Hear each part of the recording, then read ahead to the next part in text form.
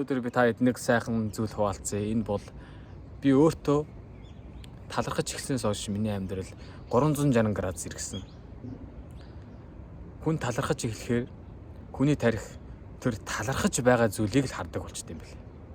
Тэгэхээр юу ч тохиолддоогүй ч байсан амьдралд аз жаргалтай зүйл тохиолдоогүй байсан ч гэсэндээ хүн талархаж эхлэх юм бол хүн өөрийгөө аз жаргалтай байсан гэдгээ анзаарч эхэлнэ. Хүн өөрийгөө эрүүл сарвал байна гэдгийг анзаарч эхэлнэ. Аз жаргалтай байсан юм байна штэ гэдгийг анзаарч эхэлнэ. Гэр бүл минь эрүүл сарвал ямар гайхамшигтай энэ ертөнцид амьдарч байгаа гэдгийг анзаарч эхэлнэ.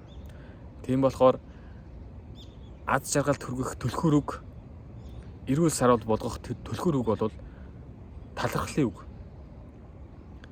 Өвчтөө хүн өвчнөдөө талархах юм бол тэр өвчин эдгэрчдэг юм. Энэ бол миний амьдрал дээр болж ирсэн явдал. Талархалж эхэлснээс хойш миний би эрүүлжсэн. Талархаж эхэлснээс хойш би мөнгөтэй болсон. Талархаж эхэлснээс хойш би амьдралын утга учирыг ойлгосон. Би аз жаргалтай байна гэдгээ ойлгосон. Амар тайван байна гэдгээ ойлгосон.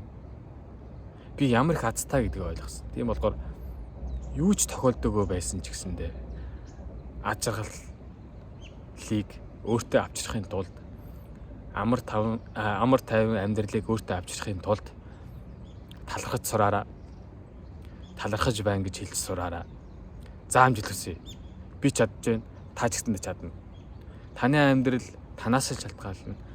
Таны амьдралыг өөрчлөх үг тэр нууц нь юунд байдаг гэж талархалтай юм шүү.